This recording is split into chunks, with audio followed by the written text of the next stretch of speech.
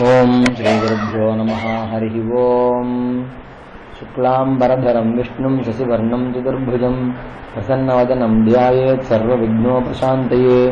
गुरुर्ब्रह्मा गुरुर्विष्णुर्गुरुर्देवो महेश्वरः। गुरुः साक्षात् परं ब्रह्म तस्मै श्री गुरवे नमः। गुरवे सर्वलोकानां विषये भवरोहिणां हृदये सर्वविद्यानां श्री दक्षिणामूर्तये नमः। सद्गुरुचरणारविन्दाभ्यां नमः। श्रीराम राम रामेति रमे रामे मनोरमे सहस्रनाम तत्तुल्यं राम नाम वरानने। श्रीरामचंद्र परब्रह्मणे नमः।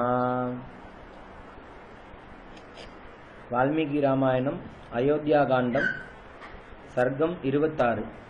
ராமன் சீதைக்கு சமாச்சாரத்தை தெரிவித்தது. ராமன் இப்படி கௌசல்யால் மங்கள ஆசீர்வாதம் செய்யப்பட்டு அவளுக்கு நமஸ்காரம் செய்து தர்ம மார்க்கத்தை அனுசரித்து வனம் போக புறப்பட்டார். அவர் ராஜவீதியின் வழியாக மகா காந்தியுடன் வரும்பொழுது அங்கிருந்த ஜனங்களின் ஹிருதயத்தை தன் உத்தம குணங்களால் கவர்ந்தார். அப்போது சீதையும் ராமாபிஷேகத்திற்காக செய்ய வேண்டிய விரதங்களையும் உபவாசங்களையும் அனுஷ்டித்துக் கொண்டு அபிஷேகத்திற்கு நேர்ந்த இடையூறுகளையும் அறியாதவளாக இருந்தாள்.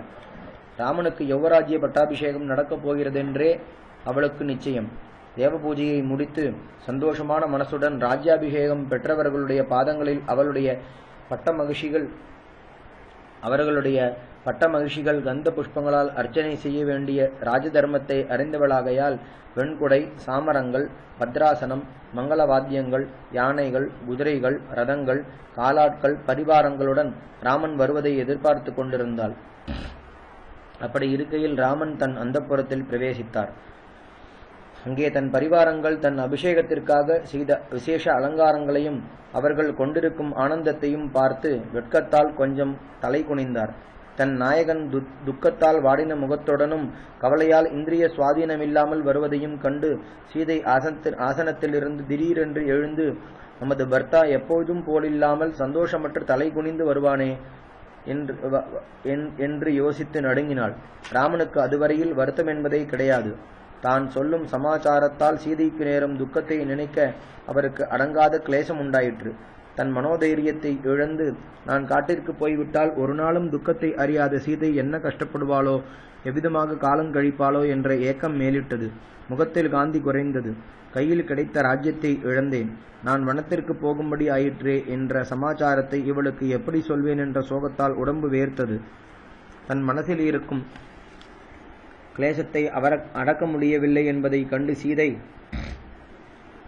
பிராணநாதா, விசேஷமான ஆனந்தத்தை அனுபவிக்க வேண்டிய காலத்தில் தாங்கள் இப்படி துக்கப்படுவானேன்? ப்ரஹஸ்பதியை தேவதையாய் உடைய புஷ்ய நட்சத்திரத்துடன் இன்றைக்கு சந்திரன் கூடியிருக்கிறான் என்றும் அதில் ஏதாவது காரியத்தை ஆரம்பித்தவர்களுக்கு மங்களம் உண்டாகும் என்றும் அதே தங்களுடைய அபிஷேகத்திற்கு தகுந்த முகூர்த்தம் என்றும் பிராமண சிரேஷ்டர்கள் சொல்லி இருக்கிறார்கள் அல்லவா? அப்படி இருக்க தாங்கள் சந்தோஷிக்காமல் வருத்தப்பட காரணம் என்ன? நீரின் நிறையை போல் வெளுத்து 100 தங்க கம்பிகளுள்ள குடையால் மறைக்கப்பட்டு தங்களுடைய முகம் மண்டலம் பிரகாசிக்க காணேனே. தாமரை புஷ்பங்கள் போன்ற நேத்திரங்களால் அலங்கரிக்கப்பட்ட தங்களுடைய முகத்திற்கு இருபுறங்களிலும் சந்திரனைப் போலவும் ஹம்சபக்ஷியைப் போலவும் பிரகாசிக்கும் சாமரங்களை போட காணேனே. வந்திகளும் சூதர்களும் மாகதர்களும் மங்கள வாத்தியங்களால் தங்களுடைய கீர்த்தியை மதுரமாய் கொண்டாடும் சப்தம் காதில் விழவில்லையே. பட்டாபிஷேகம் பெற்ற தங்களுடைய சிரசில் தேனும் தயிரும் கலந்த புண்ணிய ஜலத்தால் வேதங்களில் கரை கண்ட பிராமணர்கள் மந்திரங்களுடன் அபிஷேகம் செய்த அடையாளத்தை காணவில்லையே. மந்திரிகளும் ராஜ்ய உத்தியோகஸ்தர்களும் வீதி தலைவர்களும் பட்டணத்து ஜனங்களும் நாட்டுப்புறத்து ஜனங்களும் அழகாக அலங்கரித்துக் கொண்டு தங்களை பின்தொடர காணேனே. தங்களால் அலங்கரிக்கப்பட்ட 4 உத்தம அஸ்வங்கள் பூட்டிய புஷ்யரதம் தங்களுக்கு முன் ஏன் போகவில்லை? சகல லட்சணங்களும் பொருந்தின பட்டத்து யானை, கருத்த நீருண்ட மேகம் தங்கின பர்வதம் நடந்து வருவதைப் போல் தங்களுக்கு முன் ஏன் வரவில்லை? வீரர்களுக்கு முன் கொண்டு போகப்பட வேண்டிய நவரத்னங்கள் இழைத்த பத்ராசனம் தங்களுக்கு முன் ஏன் கொண்டு போகப்படவில்லை? தங்களுடைய அபிஷேகத்திற்கு வேண்டிய ஏற்பாடுகள் சித்தமாயிருக்கின்றன அல்லவா? இப்போது தங்களுக்கு முகக்காந்தி குறைவானேன்? கொஞ்சமாவது சந்தோஷக்குறியை காணேனே என்று இப்படி அநேக விதமாய் பிரலாபித்தாள். அதற்கு ராகவன், சீதே, மகா பூஜ்யரான என் பிதா என்னை காட்டிற்கு அனுப்பியிருக்கிறார் என்று இப்படிப்பட்ட மகா துக்க சமாச்சாரத்தை சொல்லிவிட்டோமே, சீதைக்கு என்ன ஆபத்து நேருமோ என்று பயந்து அவளை தைரியப்படுத்த சீதே, சகல தத்துவங்களையும் அறிந்த மகா ஞானியான ஜனக மகாராஜாவின் புத்திரியே, சகல ராஜதர்மங்களையும் சகல வர்ணாசிரம தர்மங்களையும் சந்தேக விபரீதமில்லாமல் அறிந்தவளே, உத்தமமான தர்மத்தை பூர்ணமாய் அனுஷ்டிப்பதில் ஒப்பில்லாதவளே, இது நேர்ந்த விதத்தை சொல்லுகிறேன் கேள். என் பிதா இன்றைக்கு என்னை அபிஷேகம் செய்ய வேண்டும் என்று சகல ஏற்பாடுகளையும் செய்திருந்தார். அப்போது என் தாய் கைகேயி பூர்வ காலத்தில் தனக்கு அவரால் கொடுக்கப்பட்ட 2 வரங்களை அவருக்கு ஞாபகம் செய்து அவைகளை இப்போது பூர்த்தி செய்யும்படி பிரார்த்தித்தாள். அவரும் அப்படியே பிரதிஜை செய்ய, நான் காட்டில் 14 வருஷங்கள் வசிக்க வேண்டும் என்றும் பரதனுக்கு யுவராஜ்ய பட்டாபிஷேகம் செய்ய வேண்டும் என்றும் கேட்டாள். என் பிதா சத்தியம் தவறாதவரானதாலும் தர்மபாசத்தால் கட்டுப்பட்டதாலும் அப்படியே செய்ய ஒப்புக்கொண்டார். பிதாவின் வார்த்தையை பரிபாலனம் செய்வது எனக்கு முக்கிய தர்மமாகையால் நான் 14 வருஷங்கள் வரையில் வனத்தில் வசிக்கப் போகிறேன். ஆகையால் உன்னை பார்த்துவிட்டு உன்னிடத்தில் சொல்லிக் கொண்டு போக வந்தேன்.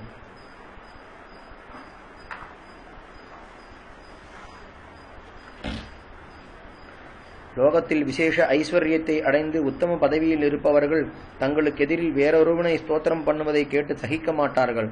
உன்னை பரதன் நமஸ்காரம் செய்ய வரும் சமயத்தில் என் குணங்களை பற்றி விசேஷமாக நீ புகழக்கூடாது. லக்ஷ்மண சத்ருக்னர்களின் பாரியைகளுக்கு எவ்வித சௌக்கியங்களும் மரியாதைகளும் நடக்கின்றனவோ அவைகளை விட அதிகமாக உனக்கு நடக்க வேண்டும் என்று நீ எதிர்பார்க்க கூடாது. மற்ற பந்துக்களைப் போல் நீ அவனிடத்தில் எப்போதும் பிரியமாகவும் அனுகூலமாகவும் இருக்க வேண்டியது. மகாராஜா அவனுக்கு யுவராஜாவின் அதிகாரத்தை கொடுத்திருக்கிறார். அவனோ நமக்கு அரசன். ஆகையால் அவனுக்கு பிரியமுண்டாகும்படி நாம் நடந்து கொள்ள வேண்டியது. என் பிதா செய்த பிரதிஜையை நிறைவேற்றி கோரமான வனத்தில் 14 வருஷங்கள் வசிக்கப் போகிறேன். உறுதியான மனசுள்ளவளே, நீ இதுவரையிலும் என்னிடத்தில் வைத்த பிரீத்தி மாறாமல் இருக்க வேண்டும். நான் மகர்ஷிகள் நிறைந்த வனத்திற்கு போன பிறகு நீ விரதங்களையும் உபவாசங்களையும் அனுஷ்டித்துக் கொண்டு புண்ணியமாய் காலம் கழிக்க வேண்டியது.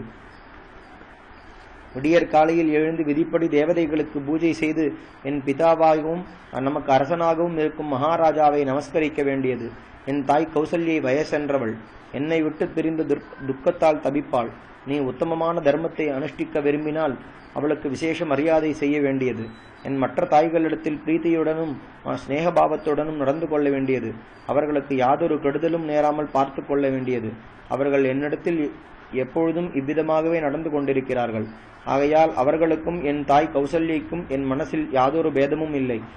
பரதனையும் சத்ருக்னையும் உன் தமையனைப் போலவும் புத்திரனைப் போலவும் எண்ண வேண்டியது. அவர்கள் எனக்கு பிராணனை காட்டிலும் அருமையானவர்கள். பரதனுக்கு இஷ்டமில்லாத விஷயத்தை ஒருபொழுதும் செய்யக்கூடாது. அவன் உங்களுக்கு அரசன், பிறருக்கு கீழ்ப்படாதவன், இந்த தேசத்திற்கு அதிபதி, இந்த குலத்திற்கும் தலைவன். சோம்பலை விட்டு அரசர்களுடைய இஷ்டப்படி நாம் நடந்து கொண்டால் அவர்கள் நம்மிடத்தில் தயவு செய்கிறார்கள். அப்படி இல்லாவிட்டால் கோபம் கொள்கிறார்கள். தங்களுக்கு பிறந்த புத்திரர்களாயிருந்தாலும் அவர்கள் தங்களுக்கு கெடுதி செய்தால் அவர்களை விலக்கிவிடுகிறார்கள். தங்களுக்கு பந்துக்கள் இல்லாதவர்களையும் சமர்த்தர்களாயிருந்தால் சேர்த்துக் கொள்கிறார்கள். ஆகையால் தர்மத்தை மனசை நாட்டி வீண் போகாத விரதங்களை அனுஷ்டித்துக் கொண்டு பரதனுக்கு அனுகூலமாய் இங்கேயே வசித்துக் கொண்டிரு. பிராணப்பிரியே, நான் வனத்திற்கு போகிறேன். நீ இங்கேயே வசிக்க வேண்டியது என்று பாரியையின் தர்மத்தை உபதேசிப்பதாக காட்டி அவளுடைய ஹிருதயத்தில் இருக்கும் அபிப்பிராயத்தை தெரிந்து கொள்வதற்கும் அவளுக்கு கோபத்தை உண்டு பண்ணுவதற்கும் இப்படி சொன்னார். வால்மீகி ராமாயணம், அயோத்தியா காண்டம், சர்க்கம் 27. சீதையின் மறுமொழி. சீதை பிறரிடத்தில் பிரியமில்லாமல் பேசினாலும் பிறர் அவளிடத்தில் பிரியமாக பேசத் தகுந்தவள். அப்படியிருக்க எப்பொழுதும் பிரியமாகவே பேசுகிறவள் என்றால் சொல்லவும் வேண்டுமோ? ராமன் இப்படி குரூரமான வார்த்தைகளை சொன்னவுடன் அவரிடத்தில் தான் வைத்திருந்த பிரியத்தால் கோபம் கொண்டு, ராமா, ஏது இவ்வளவு அல்பமான வார்த்தைகள் உம்முடைய வாயிலிருந்து இன்று வந்தன? நானோ ஸ்திரீ, அவைகளை கேட்க எனக்கே சிரிப்பு வருகிறது. இதுவரையில் இப்படி காணோமே. உத்தம க்ஷத்திரியனுடைய புத்திரரான தாங்கள் இதுவரையிலும் என்னிடத்தில் வைத்திருக்கும் பிரீத்திக்கு விரோதமான வார்த்தைகளை சொல்வது ஆச்சரியமாயிருக்கிறது. நாதா, லோகத்தில் பர்த்தாவினுடைய பிதா, மாதா, சகோதரி, புத்திரன், நாட்டுப்பெண், இன்னும் மற்ற பந்துக்கள் பூர்வ ஜென்மத்தில் தாங்கள் செய்த புண்ணிய பாபங்களின் பலன்களை அனுபவித்துக் கொண்டு அவர்களுக்கு தகுந்த காரியங்களை நன்மையோ தீமையோ செய்கிறார்கள். ஆனால் பர்த்தாவின் சரீரத்தில் ஓர் பாகமாகிய பாரியை மாத்திரம் அவனுடைய பாக்கியத்தின் பலத்தை அனுபவிக்கிறாள். ஆகையால் தங்களை காட்டிற்கு போகும்படி கட்டளை இருந்தால் என்னையும் அப்படியே கட்டளையிட்டதற்கு அதிகம்.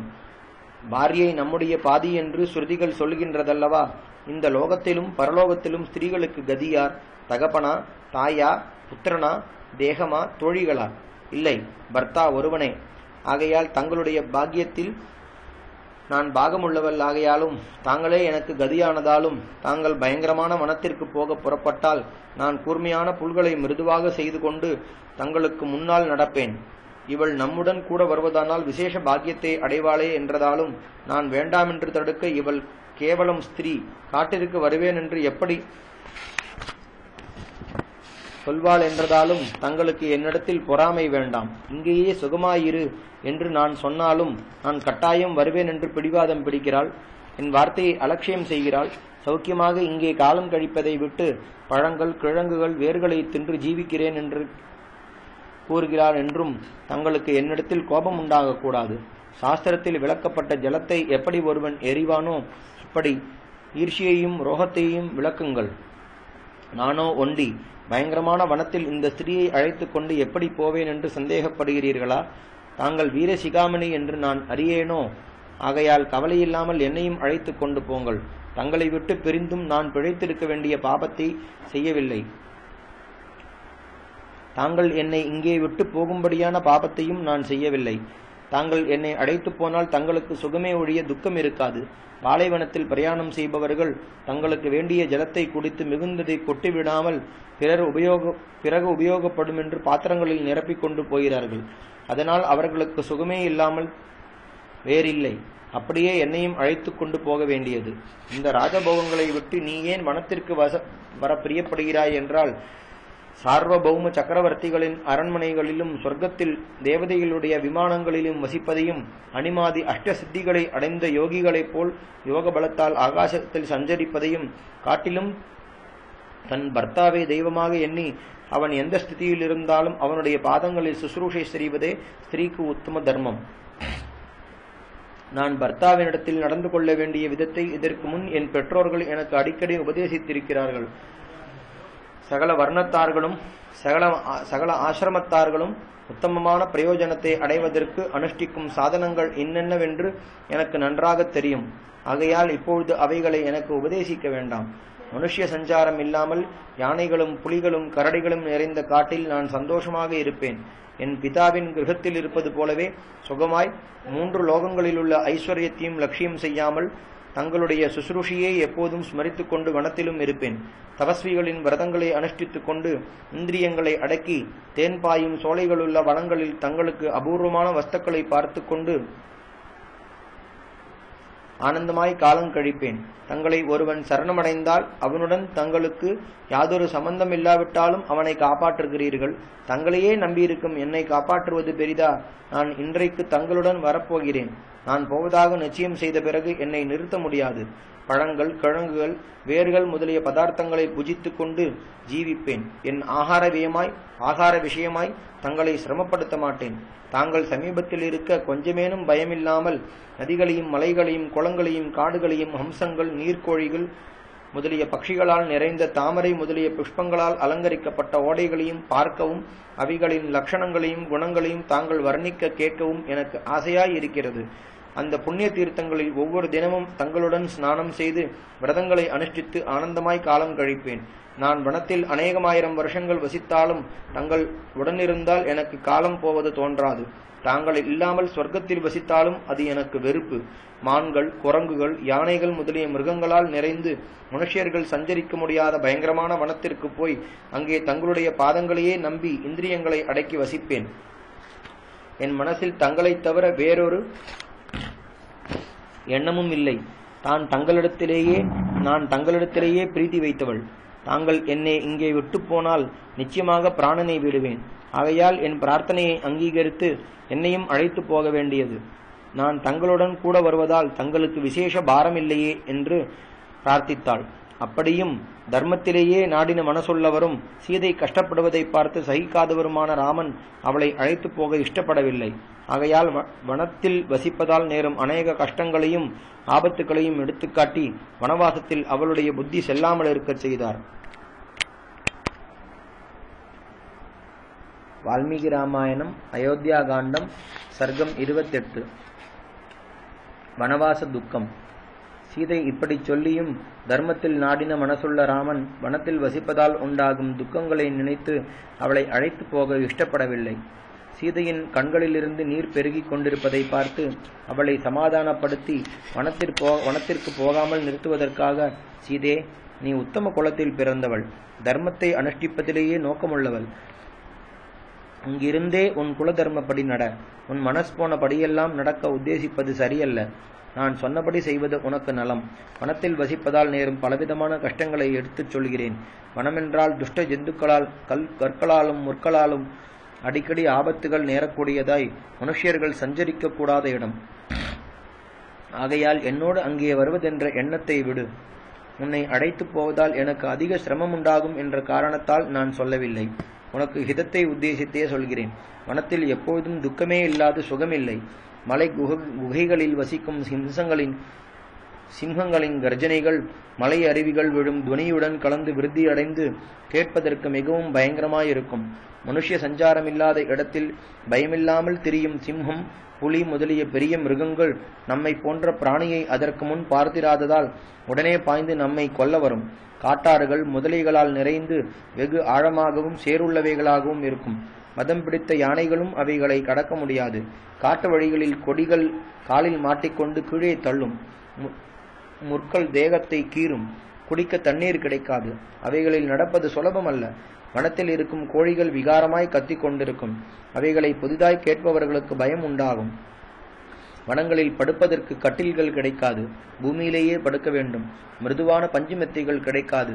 மரங்களிலிருந்து தானாக உதிர்ந்து விழுந்த சருகுகளின் மேல் படுக்க வேண்டும். பகல் முழுவதும் பழங்கள், கிழங்குகள் முதலிய ஆகார பதார்த்தங்களை தேடுவதற்கே காலம் போதாது. இளைப்பாற சமயம் எங்கே? அங்கே வசிக்கும் காட்டு மனிதர்களைப் போல் நாமும் ராத்திரியில் வெறுந்தரையில் படுக்க வேண்டும். வனத்தில் வசிப்பவர்கள் இந்திரியங்களை அடக்கிக் கொண்டு மரங்களிலிருந்து தானாய் உதிர்ந்த பழங்களை காலையிலும் மாலையிலும் புஜித்து இதர பதார்த்தங்களை அபேட்சியாமல் அவைகளாலேயே திருப்தி அடைய வேண்டும். நமது சக்திக்கு தகுந்தபடி அடிக்கடி உபவாசம் இருக்க வேண்டும். ஜடை வளர்க்க வேண்டும். மரவுரி உடுக்க வேண்டும். ஒவ்வொரு நாளும் தேவதைகளையும் பிதர்களையும் அதிதிகளையும் விதிப்படி பூஜை செய்ய வேண்டும். ஒவ்வொரு நாளும் காலையிலும் மாத்தியானிகத்திலும் மாலையிலும் ஸ்நானம் செய்ய வேண்டும். தபஸ்விகளுக்கேற்ற நியமத்தை அனுஷ்டிக்க வேண்டும். ஆகையால் வனத்தில் வசிப்பது கஷ்டம். ஒவ்வொரு நாளும் நாமே புஷ்பங்களை பறித்து வந்து ரிஷிகள் ஏற்படுத்தியிருக்கும் சாஸ்திர விதிப்படி அக்னிகுண்டத்தில் பலியிட வேண்டும். சாஸ்திர விதிப்படி ஆகார நியமத்துடன் கிடைத்த பலிகளால் திருப்தி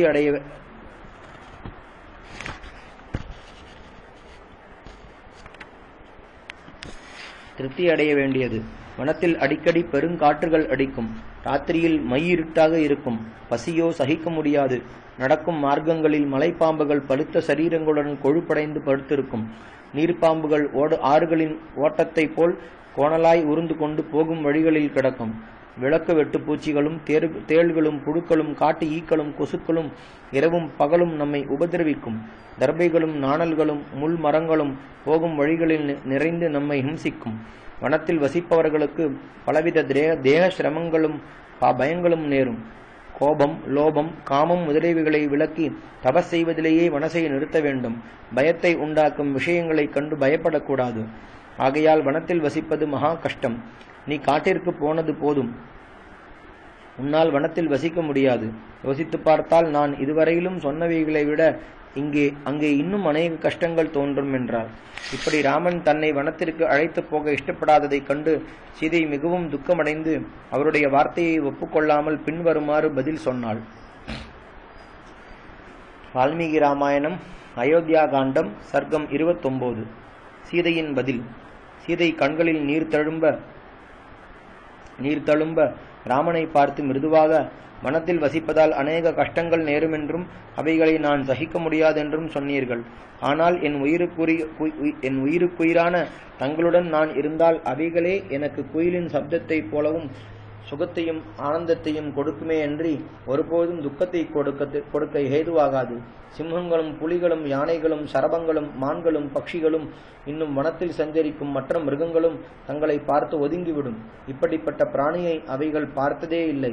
பயமுண்டாகும் வஸ்துவை கண்டு யார்தான் பயப்பட மாட்டார்கள்? என்னையும் தங்களுடன் வனத்திற்கு போகும்படி தங்கள் மாதா பிதாக்கள் கட்டளை இட்டிருக்கிறார்கள் என்று முன்னமேயே தெரிவித்திருக்கிறேன். தங்களை விட்டு பிரிந்தால் நான் பிழைத்திருக்க மாட்டேன். மேலும் என் பிதா என்னை தங்களுக்கு விவாகம் செய்து கொடுக்கும் காலத்தில் இதோ இருக்கும் சீதை தாங்கள் அனுஷ்டிக்கும் தர்மத்தை கூட இருந்து அனுஷ்டிப்பாள். தங்களுடைய நிழலைப் போல் எப்போதும் தங்களை விட்டு பிரிய மாட்டாள் என்று சொன்னார் அல்லவா? தாங்கள் இப்போது ஆசிரியிக்கும் தபஸ்வியின் தர்மத்தை நானும் கூட இருந்து அனுபவிக்க வேண்டும் அல்லவா? தங்களுடைய நிழல் தங்களை விட்டு பிரியும் போது என்னையும் தாங்கள் இங்கே வைத்து விட்டு போகலாம். தாங்கள் என்னுடன் இருக்கையில் தேவதைகளுக்கு அதிபதியான இந்திரனாயிருந்தாலும் என்னை கண்ணெடுத்து பார்க்க துணிவானா? பர்த்தாவை விட்டு பிரிந்த ஸ்திரீ ஜீவித்திருக்கவும் வேண்டுமா என்று தாங்களே எனக்கு பல தடவை உபதேசிக்கவில்லையா? இது இருக்கட்டும். நான் தங்களை விவாகம் செய்து கொள்வதற்கு முன் என் பிதாவின் கிரகத்தில் இருக்கையில் ஜோதிஷ சாஸ்திரத்தில் நிபுணர்களான பிராமணர்கள் இந்த பெண்ணிற்கு வனத்தில் வசிக்க வேண்டிய யோகம் ஜாதக ரீதியாய் ஏற்படுகிறதென்று சொல்ல கேட்டிருக்கிறேன். மேலும் சாமுத்ரிகா சாஸ்திரங்கள் தேர்ந்த பிராமணர்களும் அப்படியே சொல்ல கேட்டு வனத்தில் வசிக்க வேண்டும் என்ற உற்சாகத்துடன் எப்பொழுதும் இருக்கிறேன். இவர்கள் இப்படி சாஸ்திர ரீதியாய் குறிப்பிட்ட வனவாசம் என் பூர்வ கர்ம பலனமாயிருக்க நான் பிராரப்தத்தை அனுபவிக்காமல் தீருமா? ஆனால் வனத்திற்கு தங்களுடன் போவேனே ஒழிய நான் மாத்திரம் போக மாட்டேன். நான் வனத்தில் வசிக்க வேண்டும் என்று பிராமணர்களும் சொல்லியிருக்கிறார்கள். அதற்கு தகுந்த சமயமும் இப்பொழுது நேர்ந்திருக்கிறது. நான் தங்களுடன் வருகிறேன். பிராமணர்களின் வார்த்தையை பொய்யாக்கலாமா?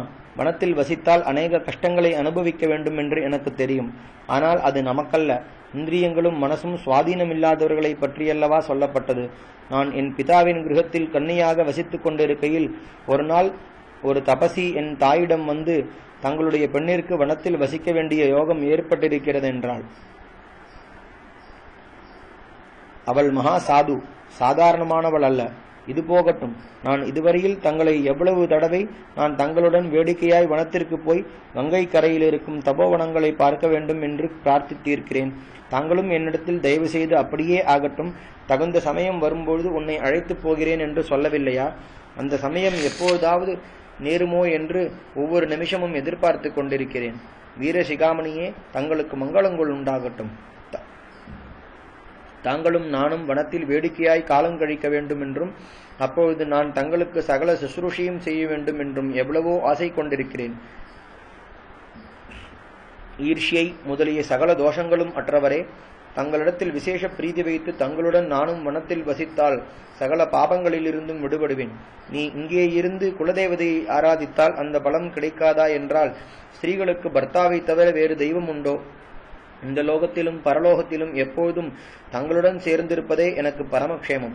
இதே விஷயமாய் மகா ஞானிகளான பிராமணர்கள் இந்த லோகத்தில் ஒரு ஸ்திரீ குலாச்சாரப்படி அவளுடைய பெற்றோர்களால் ஒரு புருஷனுடைய கையில் தாரை வார்த்து ஒப்புவிக்கப்பட்டு இந்த லோகத்தில் தான் இருக்கும் வரையில் பதிபிரதா தர்மத்தை குறைவில்லாமல் அனுஷ்டித்து வந்தால் இறந்த பிறகும் தன் பர்த்தாவை விட்டு பிரிகிறதே இல்லை என்ற வேத வாக்கியத்தை சொல்ல கேட்டிருக்கிறேன்.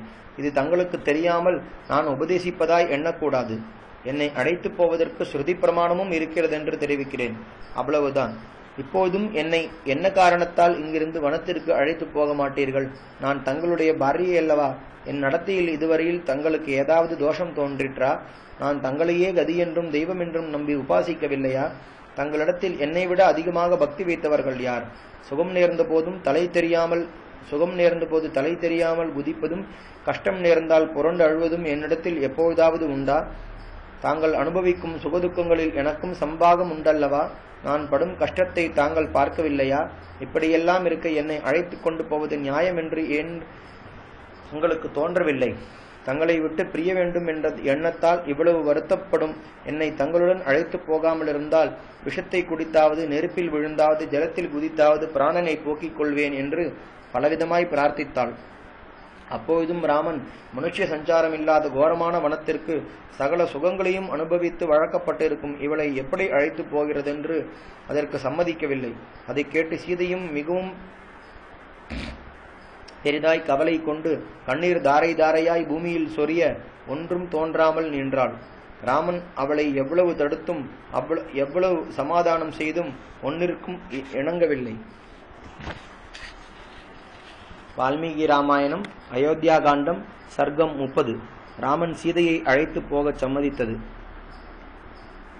அப்பொழுது சீதை தன்னை ராமன் வனத்திற்கு அழைத்து போக வேண்டும் என்ற உத்தேசத்துடன், அவர் மகாசூரராய் இருந்தாலும் என்னை சேர்ந்தவர் என்ற சிநேகத்தாலும் என்னை அழைத்து போக ஆக்ஷேபிக்கிறார் அல்லவா என்ற கோபத்தாலும் அவரை பின்வருமாறு நிந்தித்தாள்.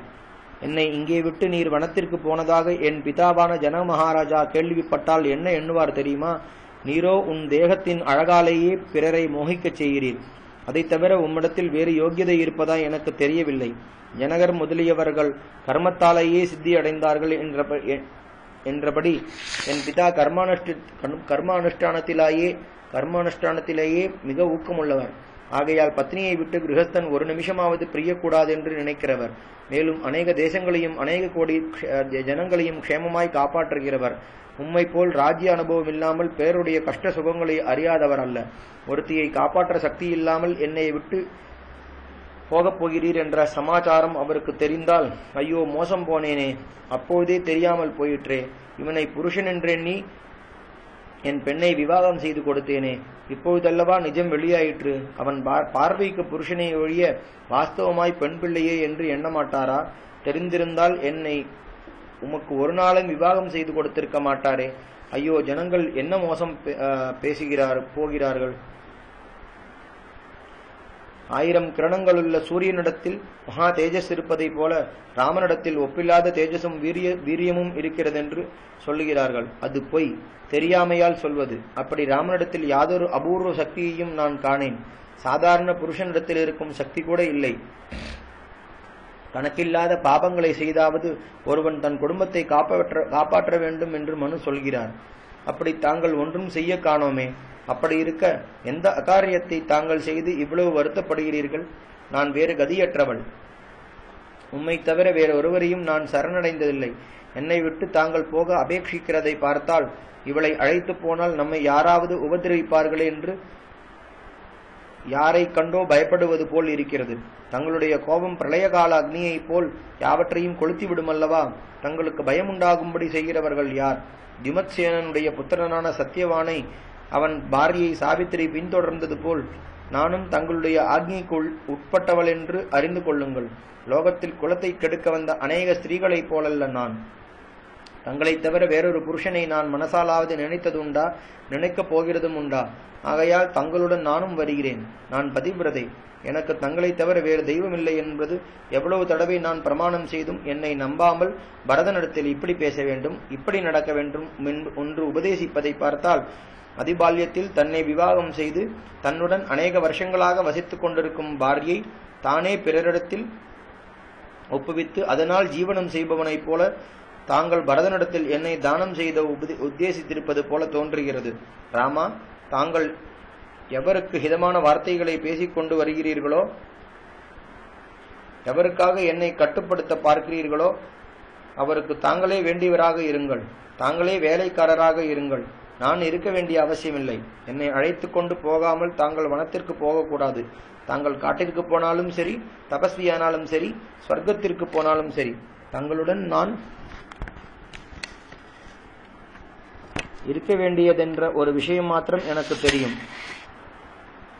இங்கே இருக்கையில் தோட்டங்களில் உலாவும் போது எனக்கு சிரமம் உண்டாவது போல் வனத்தில் தங்களுக்கு பின்னால் நடக்கும்போது எனக்கு கொஞ்சமாவது சிரமம் உண்டாகும் என்று நினைக்க வேண்டாம்.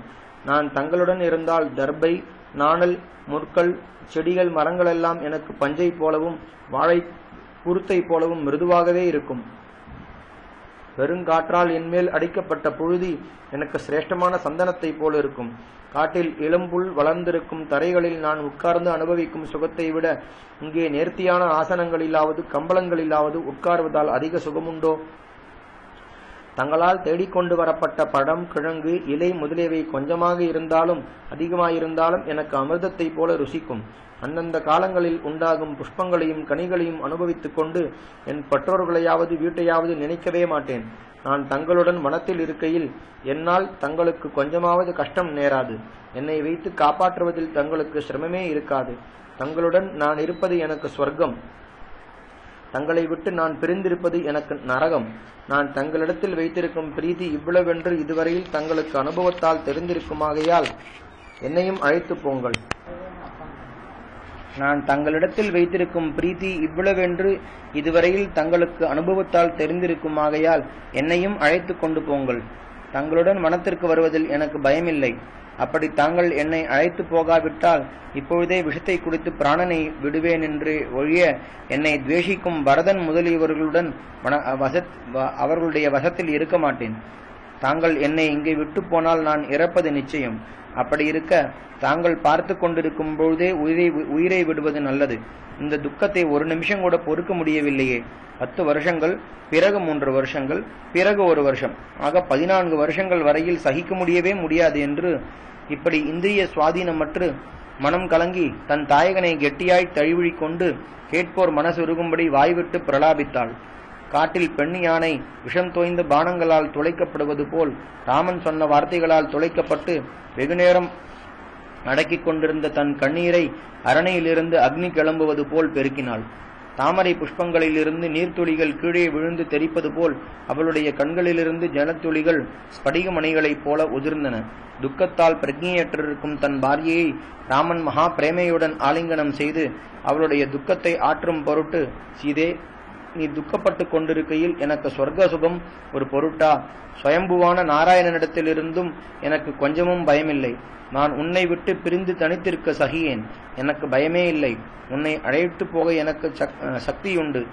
அப்படியிருந்தும் உன் வாஸ்தவ அபிப்பிராயம் எனக்கு தெரியாததால் இதுவரையில் உன்னை வனத்திற்கு அழைத்து போக சம்மதிக்கவில்லை. இதை தவிர வேறு காரணமும் இல்லை.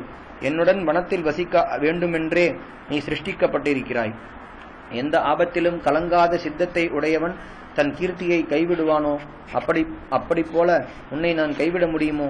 என் முன்னோர்களான ராஜரிஷிகள் தங்களுடைய பத்னிகளுடன் வனத்தில் வானப்பிரஸ்தர்களாய் வசித்திருக்கிறார்கள். எங்களுடைய குலதர்மத்தை இப்போது அனுஷ்டிக்கிறேனே தவிர வேறில்லை. ஆகையால் சுவர்ச்சலாதேவி சூரிய பகவானை பின்தொடர்ந்து வருவது போல் நீயும் என்னுடன் வா. என் பிதா கைகேயிக்கு பிரதிஜ்ஞை செய்து கொடுத்து அதை நிறைவேற்றும்படி என்னை கட்டளையிட்டிருக்கிறார். ஆகையால் நான் வனம் போகாமல் இருக்க முடியாது, போகவே வேண்டும். நமது பெற்றோர்களுக்கு கீழ்ப்படிந்து அவர்களுடைய ஆக்ஞையை நிறைவேற்றுவதே உத்தம தர்மம். அதை அனுஷ்டிக்காமல் பிழைத்திருக்க மாட்டேன். நல்ல கதியை அடைவதற்கு தெய்வத்தை ஆராதித்துக் கொண்டு இங்கேயே இருப்போம் என்றால் தெய்வமோ தன்னை ஆராதிப்பவர்களுக்கு வசப்பட்டதன்று, சுதந்திரமானது. மேலும் நம்மை நேரில் கட்டளையிடுகிறதும் இல்லை. நமது பெற்றோர்களும் குருவும் தங்களை ஆராதிப்பவர்களுக்கு சுவாதீனப்பட்டவர்கள். நம்மை நேரில் ஆக்ஞாபிக்கிறவர்கள்.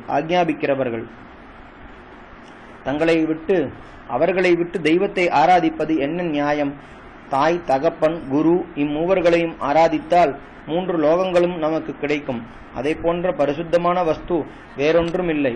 ஆகையால் மற்றவைகளை காட்டிலும் இம்மூன்றையும் நாம் ஆராதிக்க வேண்டியது. சத்தியம் பேசுவது, தானம், உபசரிப்பது, விசேஷ தட்சிணைகளுடன் செய்த யஜ்ஞங்கள் இவையெல்லாம் பெற்றோருக்கு நாம் செய்யும் சுசுரூஷையைப் போல நமக்கு க்ஷேமத்தை கொடுக்காது. சொர்க்கவாசம், தனம், தானியம், வித்யைகள், புத்திரர்கள், போகங்கள், இன்னும் நான் விரும்பக்கூடிய விஷயங்கள் யாவும் பெற்றோர்களையும் குருவையும் பூஜிப்பதால் கிடைக்கும் என்பதில் சந்தேகமில்லை.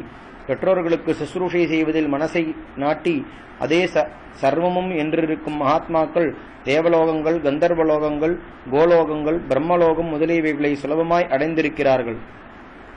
என் பிதா சத்தியம் தவறாதவர், தர்ம மார்க்கத்தில் நடப்பவர். அவர் என்னை என்ன கட்டளையிடுகிறாரோ அப்படி நடப்பேன். இது நமது முன்னோர்களின் தர்மம். உன் வாஸ்தவ அபிப்பிராயத்தை நான் அறியாததால் உன்னை என்னுடன் வனத்திற்கு அழைத்து போக வேண்டும் என்ற எண்ணம் உண்டாகவில்லை. இப்போது என்னுடன் நீ வனத்தில் வசிக்க நிச்சயம் செய்திருக்கிறாய் என்று எனக்கு தெரிந்தபடியால் உன்னை அழைத்து போக சித்தமாயிருக்கிறேன். நீ என்னுடன் வனத்தில் வசிக்க வேண்டும் என்று முன்னமே தெய்வத்தால் ஏற்படுத்தப்பட்டிருக்கிறது. ஆகையால் என்னுடன் வா. நான் அனுஷ்டிக்கும் தர்மத்தை நீயும் சேர்ந்து நடத்து. பர்த்தாவுடன் செல்ல வேண்டும் என்று பிரயத்தனம் செய்வது மிகவும் உத்தமமானது. எனக்கும் என் குலத்திற்கும் ஒத்தது. ஆகையால் நாம் வனத்திற்கு போவதற்கு முன் செய்ய வேண்டிய ஏற்பாடுகளை செய். நீ இல்லாமல் சொர்க்கமும் எனக்கு வெறுப்பாகவே இருக்கும். பிராமணர்களுக்கு ரத்னங்களையும் ஏழைகளுக்கு போஜன பதார்த்தங்களையும் கொடு. தாமசம் செய்யாதே, சீக்கிரப்படுத்து. விலையற்ற ஆபரணங்களையும் நேர்த்தியான வஸ்திரங்களையும் இன்னும் தங்கத்தாலும் வெள்ளியாலும் செய்யப்பட்ட அநேகவித பிரதிமைகள் முதலிய விளையாட்டு சாமான்களையும் படுக்கைகளையும் வாகனங்களையும் முதலில் பிராமணர்களுக்கு கொடுத்து அவர்களுடைய உத்தரவால் நமது வேலைக்காரர்களுக்கு கொடு என்றார். தன் பர்த்தா தனக்கு அனுகூலமாயிருக்கிறார் என்றும் தான் அவருடன் வனத்திற்கு போவதற்கு சம்மதித்திருக்கிறார் என்றும் சீதை நிச்சயம் உள்ளவளாய் மிகவும் சந்தோஷித்து அப்படியே செய்ய ஆரம்பித்தாள். அவள் சுபாவத்திலேயே தாராளமான மனசுடையவள். மேலும் தன் பர்த்தா தங்களுடைய ஐஸ்வர்யம் முழுவதையும் கேட்பவர்களுக்கு கொடுத்து விடும்படி கட்டளையிட்டார். மேலும் தான் ராமனுடன் வனத்திற்கு போகிறோம் என்ற ஆனந்தத்தால் மெய்மறந்தாள். ஆகையால் தர்மவான்களான பிராமணர்களுக்கு தனதானியங்களையும் ரத்னங்களையும் வஸ்திரங்களையும் படுக்கைகளையும் வாகனங்களையும் கணக்கில்லாமல் கொடுக்க ஆரம்பித்தாள். வால்மீகி ராமாயணம் அயோத்தியா காண்டம் சர்க்கம் 31. அண்ணா, என்னையும் அழைத்து போக வேண்டும். அப்போது கௌசல்யின் அந்தப்புறத்திலிருந்து ராமனுடன் அங்கே வந்திருந்த லக்ஷ்மணர் மேற்சொன்ன சம்பாஷணைகளை கேட்டு தன் சரீரத்தின் பாதியான சீதைக்கே வனத்திற்கு போவதற்கு உத்தரவு கிடைப்பது இவ்வளவு கஷ்டப்பட்டது, அப்படி இருக்க என் விஷயத்தை பற்றி கேட்க வேண்டியதே இல்லை என்ற துக்கத்தை தாங்க முடியாமல் கண்களிலிருந்து நீர் தாரை தாரையாக பெருக நின்றார். தன் தமையனை பின்தொடர வேண்டும் என்ற பிரயோஜனத்தை தவிர வேறொன்றையும் அவர் அபேட்சிக்கவில்லை. அந்த பலத்தை அடைவதற்கு அவருக்கு வேறு உபாயமும் தோன்றவில்லை. சாக்ஷாத் பகவானாகவும் தமக்கு தமையனுமாகவும் இருந்ததால் அவர் தன்னை தள்ள முடியாது. அந்த தைரியத்தால் அவரை சரணமடைய நிச்சயித்தார். சரணாகதி செய்வதற்கு அனுகூலமான விஷயங்களை லக்ஷ்மணர் சம்பாதித்து அதற்கு பிரதிகூலமான விஷயங்களை விளக்கினவர். முதலில் தனக்கு புருஷகாரமாய் சிபாரசாக சீதையை சரணமடைந்து அவள் மூலமாக என்னை சிநேகிதனாக வந்தவனை நான் ஒருபொழுதும் கைவிட மாட்டேன். சகல பிராணிகளிடத்திலிருந்தும் அவனுக்கு பயமில்லாமல் செய்கிறேன். இது என் பிரிய விரதம் என்று பகவானுடைய திருவடிகளை மகா விஸ்வாசத்துடன் நமஸ்கரித்து தான் சரணாகதி செய்வதற்கு பிரயோஜனமான கைங்கரியத்தை பிரார்த்தித்தார். தாங்கள் வனம் போவதில் எனக்கு இஷ்டமில்லை. ஆனாலும் தாங்கள் அப்படி நிச்சயித்திருந்தால் நானும் தங்களுடன் வருகிறேன். வனத்தில் துஷ்ட மிருகங்கள் சஞ்சரிக்கும் இடத்தில் நான் ஜாகிரதையாய் தங்களுக்கு முன்னால் வில்லும் கையுமாக செல்வேன். நானாவித பட்சிகளாலும் மிருகங்களாலும் நிறைந்த அநேக வனங்களில் தாங்கள் என்னுடன் சஞ்சரிக்கலாம். எவ்விடத்திலும் எக்காலத்திலும் எந்த சமயத்திலும் தங்களுக்கு சகல கைங்கரியங்களையும் நானே செய்யும்படி ஆக்ஞாபிக்க பிரார்த்திக்கிறேன். தாங்கள் இல்லாமல் தேவதைகளுடைய புறம் அயோத்தியை என்ற பரமபதமும் எனக்கு வேண்டாம். கிழத்தனம் சாவில்லாத கைவல்யம் என்று சொல்லப்பட்ட பதமும் எனக்கு வேண்டாம். 14 லோகங்கள் அடங்கிய இந்த பிரம்மாண்டத்தில் ஆளுகையும் வேண்டாம். தங்களுடைய கைங்கரியம் இல்லாத மோட்சமே எனக்கு வேண்டாம் என்று இருப்பவனுக்கு மற்ற பதவிகள் ஒரு பொருட்டா என்றார். இப்படி தன்னை பின்தொடர்கிறதென்று நிச்சயம் செய்து கொண்டிருக்கும் லக்ஷ்மணனை ராமன் அநேக விதமாய் சமாதானம் செய்தும் தடுத்தும் அவர் அதற்கு உட்படாமல், அண்ணா, இன்றைக்கு என் அபிஷேகத்திற்காக செய்திருக்கும் ஏற்பாடுகளை நிறுத்தி அதற்கு மேல் செய்ய வேண்டிய காரியங்களை சீக்கிரமாக செய் என்றும், நீ வருத்தப்படாமல் என்னை போல் இரு, அபிஷேகத்திற்காக நடக்கும் ஏற்பாடுகளை நிறுத்தென்றும், சீதே, பரதனும் சத்ருக்னனும் என் பிராணனை விட எனக்கு பிரியமானவர்கள். ஆகையால் அவர்களை நீ உன் தமையனைப் போலவும் புத்திரனைப் போலவும் நினைத்து விசேஷ ஜாகிரதையாய் நடத்த வேண்டியதென்றும் தாங்கள் சொல்லவில்லையா? அதில் என்னை ஏன் சேர்க்கவில்லை? ஆகையால் நானும் தங்களுடன் வனத்திற்கு வரலாம் என்று உத்தரவு கொடுத்ததற்கு சம்மதம் அல்லவா? அப்படி இருக்க இப்போது அதை மறந்து என்னை வரவேண்டாம் என்று தடுப்பதற்கு காரணம் என்ன? முதலில் உத்தரவு செய்து நான் அதை நம்பி போக தயாராயிருக்கையில் இப்போது வேண்டாம் என்று கூறுவதை பார்த்தால் நான் தங்களுக்கு ஏதாவது அபராதம் செய்திருக்கிறேன் என்றும், பால்யம் முதல் தங்களுக்கு பரம மித்திரனாகவும் தங்களுடைய நிழலைப் போல் தங்களையே அண்டினவனாகவும் இருக்கும் என்னை எந்த காரணத்தினாலோ தாங்கள் தடுக்கிறீர்கள் என்றும் எனக்கு பெரிய சந்தேகம் உண்டாயிருக்கிறது. இதை தீர்க்கும்படி பிரார்த்திக்கிறேன் என்றார். கைகூப்பி தன்னை அழைத்து போகும்படி பிரார்த்தித்துக் கொண்டு அவருக்கு முன்னே போக தயாராயிருக்கும் லக்ஷ்மணனை பார்த்து, மகா தேஜஸ்வியான ராமன், லக்ஷ்மணா, நீ எனக்கு பரமமித்திரன், தர்மத்திலேயே நாடின மனசை உடையவன், மகாவீரன், சாதுக்களுடைய மார்க்கத்திலேயே நடப்பவன், என் பிரீதிக்கு பாத்திரன், என் பிராணனைப் போல அருமையானவன், எல்லா வகையிலும் எனக்கு கட்டுப்பட்டவன், என்னுடன் பிறந்தவன், எனக்கு தோழன். ஆகையால் என் உத்தேசத்தை நிறைவேற்றுவதற்கு வேண்டிய உத்தம குணங்கள் உன்னிடத்தில் நிறைந்திருக்கின்றன. நீயும் இன்றைக்கு என்னுடன் வனத்திற்கு சென்றால் கௌசல்யையும் சுமித்திரையும் காப்பாற்ற யார் இருக்கிறார்கள்? உன்னை இப்பொழுது தடுப்பதற்கு இதே காரணம். முன் உனக்கு அனுமதி கொடுத்தது அந்த சமயத்தில் செய்ய வேண்டிய பரிகாரமே தவிர வேறில்லை. ஆனாலும் அவர்களை காப்பாற்ற மகாராஜா இல்லையோ என்றால், மேகம் பூமியில் வர்ஷிப்பது போல் இந்த ராஜ்யத்தில் உள்ள சகல ஜனங்களுடைய இஷ்டங்களை பூர்த்தி செய்யும் மகா தேஜஸ்வியான மகாராஜா மன்மத பாசங்களால் கட்டப்பட்டு பிறருடைய இஷ்டப்படி நடக்கிறார். அஸ்வபதியின் புத்திரியான கைகேயி இந்த ராஜ்யத்தை அடைந்தால் நம்மை விட்டு பிரிந்த துக்கத்தால் கஷ்டப்படும் நமது தாய்களுக்கு அவர்கள் ஹிதத்தை செய்யவே மாட்டார்கள். பரதன் காப்பாற்றாமல் விடுவானா என்றால் அவன் கைகேயிக்கு உட்பட்டவன். அவளுடைய கட்டளையை மீற முடியாது. அவள் தன் சக்களத்திகளை ஹிம்சிப்பதை தடுக்க முடியாது. ஆகையால் பரதன் இந்த ராஜ்யத்திற்கு அதிபதியாக இருந்தாலும் துக்கத்தால் தபிக்கும் கௌசல்யையும் சுமித்ரையையும் நினைக்கவே மாட்டான். நான் மாத்திரம் அவர்களை எப்படி காப்பாற்றுவேன் என்றால் மகாராஜாவின் அனுமதியிலாவது, அதுவும் இல்லாவிட்டால் உன் சாமர்த்தியத்தாலாவது கௌசல்யை காப்பாற்று. நான் இப்போதே சொன்ன விஷயத்தை குறைவில்லாமல் நிறைவேற்று, தடுத்து சொல்லாதே. உம்முடைய கைங்கரியமே எனக்கு பிரதானம். இவைகளால் எனக்கு என்ன பிரயோஜனம் என்றால், நீ என்னிடத்தில் வைத்திருக்கும் பிரீதிக்கு அடையாளமாக பெரியோர்களுக்கும் தாய்க்கும் நீ திருப்தியாய் சுசுரூஷை செய்வதே அது. தர்மத்தை அறிந்தவனே, பெரியோர்களை பூஜிப்பதால் ஒப்பற்ற மேன்மையான தர்மம் சுலபமாய் சித்திக்கும். என்னை வேண்டி இப்படி செய். நீயும் நானும் சீதையில்லாமல் நமது தாய்களுக்கு என்ன சுகம் என்றார். மென்மேலும் யுக்தியாய் பேசுவதில் ப்ரஹஸ்பதியை போன்றவர் என்ற ராமனையும் தான் பதில் சொல்லும் சாதுரியத்தால் சந்தோஷிக்கச் செய்கிறவர் லக்ஷ்மணர். ஆகையால் மதுரமான வார்த்தைகளால் ராமனுடைய ஆக்ஷேபங்களை பரிகாரம் செய்ய ஆரம்பித்தார். அளவிடக்கூடாத பல பராக்கிரமங்கள் பொருத்தின ராமனுடைய தாயல்லவா கௌசல்யை, அவளை நாம் காப்பாற்றாவிட்டால் நமக்கு பெரிய ஆபத்து சம்பவிக்குமே என்ற பயத்தால் பரதன் நமது தாய்களை நன்றாய் பூஜிப்பார். இதில் கொஞ்சமும் சம்சயமில்லை. கௌசல்யாதேவி என்னை போன்ற அநேகமாயிரம் ஜனங்களை காப்பாற்றுவாள். அவளை அடுத்திருக்கும் பரிஜனங்களுக்கு அநேகமாயிரம் கிராமங்களை கொடுத்திருப்பதை நாம் பார்க்கவில்லையா? தன்னையும் என்னை போன்றவர்களையும் காப்பாற்றுவது அவளுக்கு ஒரு பொருட்டல்ல. தங்களுக்கு சேஷபூதனாயிருக்கும் என்னை அந்த பதவிக்கு லட்சணமான கைங்கரியத்தை செய்யும்படி அனுமதி கொடுங்கள்.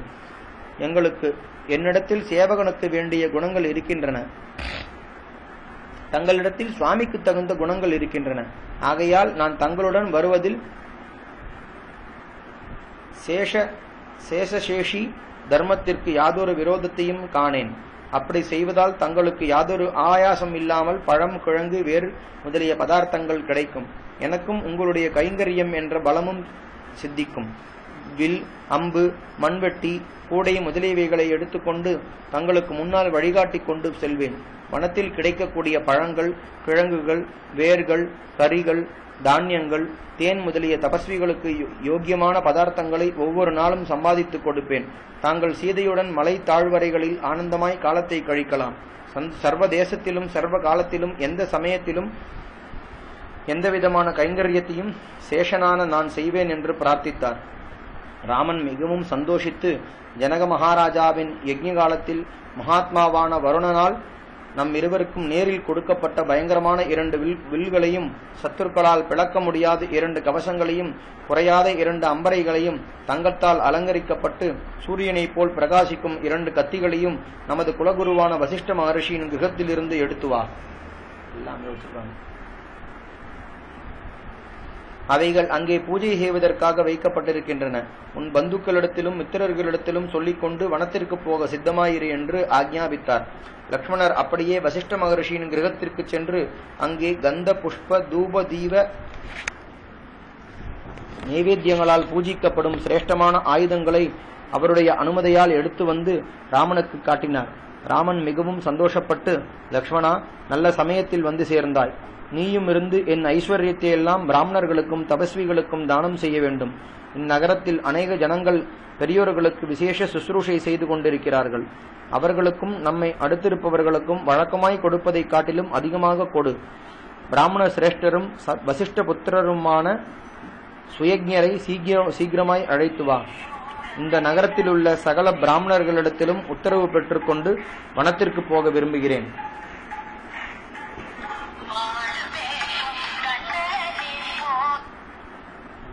ராஜாராம அட்டன் பண்ணு.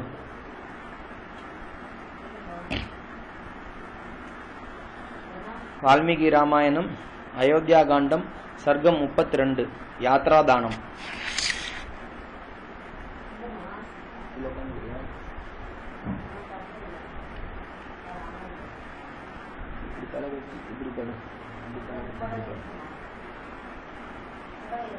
வால்மீகி ராமாயணம் அயோத்தியா காண்டம் சர்க்கம் 32 யாத்ராதானம். பிராமணர்களுக்கு ராமன் தானம் செய்ய போகிறார் என்ற புண்ணியகரமான வார்த்தையை கேட்டும் தன்னை அழைத்து போக ராமன் சம்மதித்ததை பற்றியும் லக்ஷ்மணர் அடங்காத ஆனந்தமடைந்தார். பிறகு அவருடைய உத்தரவுப்படி சுயஜ்ஞருடைய கிரகத்திற்கு சென்று அக்னிஹோத்திர சாலையில் அவரை கண்டு நமஸ்கரித்து, மித்ரா, வாரும், லோகத்தில் ஒருவரும் செய்ய துணியாத காரியத்தை செய்த என் தமையனுடைய கிரகத்தை வந்து பாரும் என்று அழைத்தார். அப்போது சுயஜ்ஞர் காலை சந்தியில் செய்ய வேண்டிய அக்னிஹோத்திரத்தை செய்து முடித்து லக்ஷ்மணருடன் சகல லக்ஷ்மியும் விளங்கும் ராமனுடைய அந்தப்புரத்திற்கு வேகமாய் சென்றார்.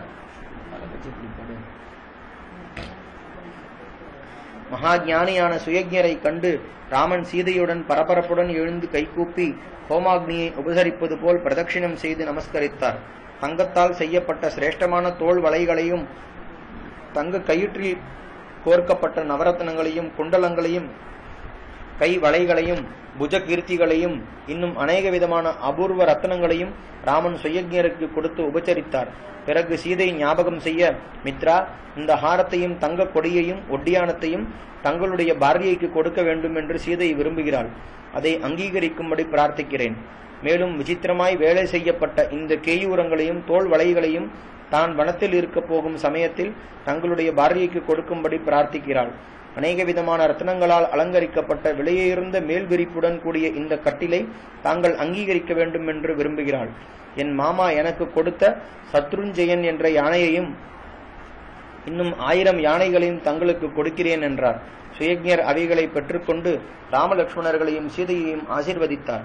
பிறகு பிரம்மா இந்திரனை ஆக்ஞாபிப்பது போல் ராமன் லக்ஷ்மணனை பார்த்து மிகுந்த பிரியத்துடன், லக்ஷ்மணா, அகஸ்தியருடைய புத்திரரையும் விஸ்வாமித்திரருடைய புத்திரரையும் இங்கே வருவித்து லோகத்தில் பயிர்களை ஜலத்தால் போஷித்து வளர்ப்பது போல் அந்த பிராமணோத்தமர்களுக்கு ரத்னங்களை கொடுத்து திருப்தி செய். அநேகமாயிரம் பசுக்களையும் வெள்ளி தங்கம் நவரத்னங்களையும் வேண்டிய வரையில் கொடு. எஜுர்வேத தைத்திரிய சாகையை அத்தியனம் செய்பவர்களுக்கு ஆச்சாரியரான ஒரு பிராமணோத்தமர் ஒவ்வொரு நாளும் என் தாயின் கிரகத்திற்கு வந்து மிகுந்த பக்தியுடன் அவளுக்கு ஆசீர்வாதம் செய்து கொண்டிருக்கிறார். அவர் மகாவித்வான், வேதங்களின் ரகசியத்தை அறிந்தவர். அவருக்கு வேண்டின வரையில் வாகனங்கள், வேலைக்காரர்கள், பட்டுகள், போர்வைகள் முதலிய வஸ்துக்களை கொடு. நமது கிரகத்தில் நெடுநாளாய் பழகிக் கொண்டிருக்கும் நமது மந்திரியும் சாரதியுமான சித்திரரதர் என்பவருக்கு கணக்கில்லாமல் ஆடு மாடுகளையும் ரத்னங்களையும் வஸ்திரங்களையும் தானியங்களையும் கொடுத்து திருப்தி செய். வேதத்தில் கடம், கலாபம் என்ற பாகங்களை அத்தியனம் செய்து கொண்டு அநேக பிரம்மச்சாரிகள் என் ஆதரணையில் இருக்கிறார்கள். எப்பொழுதும் வேதாத்தியனத்தையே செய்து கொண்டிருப்பதால் ஆகாரத்தை சம்பாதிப்பதற்கு பிரயத்தனம் செய்ய அவர்களுக்கு அவகாசம் இல்லை. அவர்கள் சுபாவமாய் சுறுசுறுப்பில்லாதவர்கள், ருச்சியான பதார்த்தங்களில் விருப்பமுள்ளவர்கள், பெரியோர்களால் மெச்சப்பட்ட நன்னடத்தை உள்ளவர்கள்.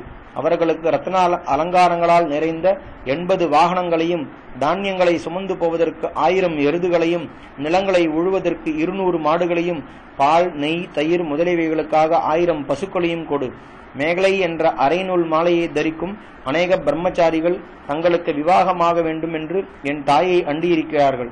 அவர்கள் ஒவ்வொருவருக்கும் 1000 பசுக்களை கொடு. அதனால் கௌசல்யை திருப்தி அடையட்டும் என்று ஆக்ஞாபித்தார். அப்படியே லக்ஷ்மணர் அந்த பிராமண சிரேஷ்டர்களுக்கு ராமனால் குறிக்கப்பட்ட தனம் முதலியவைகளை தானே குபேரனை போல் கொடுத்தார். பிறகு கண்களிலிருந்து நீர் தாரை தாரையாக வடிய துக்கித்துக் கொண்டிருக்கும் பரிஜனங்களில் ஒவ்வொருவனுக்கும் சௌக்கியமாய் ஜீவனம் செய்ய போதுமான தனத்தை கொடுத்து, நாங்கள் திரும்பி வரும் வரையில் என் அரண்மனையையும் லக்ஷ்மணனுடைய கிரகத்தையும் சூன்யமாய் வைக்காமல் நீங்கள் அவைகளிலிருந்து ரட்சிக்க வேண்டியதென்று சொல்லி தன் பொக்கிஷ தலைவனை அழைத்து, என் ஐஸ்வர்யம் முழுவதும் இங்கே கொண்டு வரப்படட்டும் என்று ராமன் ஆக்ஞாபித்தார். அவன் அப்படியே செய்ய பரிஜனங்கள் அவைகளை குப்பல் குப்பல்களாக குவித்தார்கள். பிறகு ராமலக்ஷ்மணர்கள் அந்த தனங்களை பிராமண சிறுவர்களுக்கும் கிழவர்களுக்கும் தரித்திரர்களுக்கும் போதுமான வரையில் கொடுத்தார்கள். அப்போது கர்க ரிஷியின் வம்சத்தில் பிறந்த ஒரு பிராமணர் அங்கே வந்தார். அவருக்கு திரிஜடர் என்று பெயர். ஏழ்மைத்தனத்தால் தேகம் முழுவதும் மஞ்சள் வர்ணம் படர்ந்திருந்தது. வயல்களில் சிந்தி கிடக்கும் நெற்களை ஒவ்வொன்றாக பொறுக்கி ஜீவனம் செய்பவர். மிகவும் வயசென்றவர். வனத்தில் தன் பாரியை புத்திரர்களுடன் வசிப்பவர். யௌவன ஸ்திரீயான அவருடைய பாரியை தங்களுடைய குழந்தைகளை அவருக்கு காட்டி, சுவாமி, நாம் அனுபவிக்கும் ஏழ்மைத்தனத்திற்கு எவ்வளவு காலம் நாம் பொறுத்திருக்க முடியும்? தாங்கள் கையில் இருக்கும் கோடாலி, கலப்பை, மண்வெட்டி முதலியவைகளை எரிந்துவிட்டு நான் சொல்கிறபடி கேளுங்கள். தங்களுக்கு ஏதாவது திரவியம் கிடைக்க வேண்டும் என்றிருந்தால் தர்மமே அவதாரமாய் வந்திருக்கும் ராமனை தரிசனம் செய்யுங்கள் என்றாள். அவள் தன் பாரியையின் வார்த்தையை அங்கீகரித்து தன் கிழிந்த வஸ்திரத்தை மறைத்து கொண்டு ராமனுடைய அந்தப்புறத்திற்கு செல்லும் மார்க்கமாய் அங்கே வந்திருந்தார். பிருகு, அங்கிரஸ் முதலியவர்களுடைய சமமான தேஜஸுள்ள அந்த பிராமணரை 5வது கட்டுவரையில் ஒருவரும் தடுக்கவில்லை. அவர் ராமனுடைய சமீபத்தில் சென்று, ராஜபுத்ரா, உன் கீர்த்தியால் இந்த ஜெகத் முழுவதும் வியாபிக்கப்பட்டிருக்கிறது. என் குடும்பம் பெரியது. அவர்களை ரட்சிக்க என்னிடத்தில் விசேஷ தனமில்லை. ஒவ்வொரு நாளும் வனத்தில் உதிர்ந்த நெற்களை பொறுக்கி ஜீவனம் செய்து கொண்டிருக்கிறேன். ஆகையால் என்னிடத்தில் கிருபை செய்ய வேண்டும் என்றார். இந்த பிராமணன் பெரிய குடும்பி, மகா தரித்திரன். இவனுக்கு ஐஸ்வர்யத்தில் ஆசை எவ்வளவு இருக்கும் என்று அறிவதற்காக புன்சிரிப்புடன் வேடிக்கையாய், சுவாமி, என் பசுக்களில் 1000 கூட இன்னும் தானம் கொடுக்கப்படவில்லையே. தாங்கள் கையில் இருக்கும் கடியை சுழற்றி எரியுங்கள். அது போய் விழும் வரையில் உள்ள பசுக்கள் எல்லாம் தங்களுடையதே என்றார். உடனே அந்த பிராமணர் மிகுந்த பரபரப்புடன் தன் வஸ்திரத்தை இடுப்பில் வரிந்து கட்டிக்கொண்டு கடியை கழற்றி தன் முழு பலத்தோடு எரிந்தார். அது சரையூ நதிக்கு அக்கறையில் அநேகமாயிரம் பசுக்களுக்கு நடுவில் போய் விழுந்தது. அப்போது ஸ்ரீராமன் அந்த பிராமணரை மிகுந்த பிரியத்துடன் ஆலிங்கனம் செய்து சரையூ நதிக்கரையில் இருந்த மாட்டு மந்தைகள் யாவற்றையும் இடையர்களால் திரிஜடருடைய ஆசிரமத்தில் சேர்ப்பித்து, சுவாமி, தாங்கள் என்னிடத்தில் கோபித்துக் கொள்ளாமல் இருக்க பிரார்த்திக்கிறேன். தங்களுடைய ஒப்பில்லாத பலத்தை அறிய வேண்டியே தங்களை கழியை சுழற்றி எறியும்படி செய்தேன். அது வேடிக்கையாய் செய்ததை தவிர வேறில்லை. இன்னும் ஏதாவது அபேட்சை இருந்தால் கேட்கும்படி பிரார்த்திக்கிறேன். தங்களுக்கு யாதொரு தடையும் இல்லை. என்னிடத்தில் இருக்கும் ஐஸ்வர்யம் முழுவதும் பிராமணர்களுடைய உபயோகத்திற்காகவே என்னால் சம்பாதிக்கப்பட்டது. தங்களை போன்ற மகான்களுக்கு அது உபயோகப்பட்டால் எனக்கு அளவற்ற கீர்த்தியையும் சந்தோஷத்தையும் கொடுக்கும் என்று அவரை சமாதானம் செய்தார். திரிஜடரும் அவருடைய பாரியையும் அந்த மாட்டு மந்தைகளை பெற்றுக்கொண்டு அளவற்ற ஆனந்தமடைந்து ராமனுக்கு கீர்த்தி, பலம், பிரீத்தி, சுகம் முதலிய மங்களங்கள் குறைவில்லாமல் விருத்தியாக வேண்டும் என்று மனப்பூர்வமாய் ஆசீர்வதித்தார்கள். பிறகு ராமன் தன் பராக்கிரமத்தால் தர்மமாய் சம்பாதிக்கப்பட்ட அளவற்ற ஐஸ்வர்யத்தை தன் சிநேகிதர்களுக்கும் பரிஜனங்களுக்கும் அவரவர்களுக்கு தகுந்த உபசாரத்துடனும் மரியாதையுடனும் கொடுத்தார். அங்கிருந்த பிராமணர்களாவது, பிராமணர்கள் இல்லாத மித்திரர்களாவது, பிராமணனாயும் மித்திரனாயும் இல்லாத வேலைக்காரர்களாவது, இம்மூன்றிலும் இல்லாத பிக்ஷைக்காரர்களாவது ராமனால் தங்களுடைய யோகியதைக்கும் ஆசைக்கும் தகுந்தபடி கொடுக்கப்பட்ட சம்மானத்தால் திருப்தி அடையாதவர்களாக இருக்கவில்லை. வால்மீகி ராமாயணம், அயோத்தியா காண்டம், சர்க்கம் 33. ராமன் இருக்கும் இடமே நமக்கு அயோத்தியை. ராமலக்ஷ்மணர்களும் சீதையும் பிராமணர்களுக்கு அளவற்ற தனத்தை மனப்பூர்வமாக கொடுத்து பிறகு தசரத மகாராஜாவிடத்தில் உத்தரவு பெற்றுக் கொள்ள போனார்கள். அப்போது அவர்கள் தரித்த வில், கத்தி முதலிய ஆயுதங்கள் சீதையால் அலங்கரிக்கப்பட்ட மாலை, சந்தனம் முதலியவைகளால் மிகவும் விளங்கின. அவர்கள் வீதி வீதியாய் செல்கையில் பட்டணத்து ஜனங்கள் 7 அடுக்கு உப்பருகையிலிருந்தும் ஹர்மியங்களிலிருந்தும், ஹர்மியங்கள்னா தனவான்களின் கிரகங்கள்,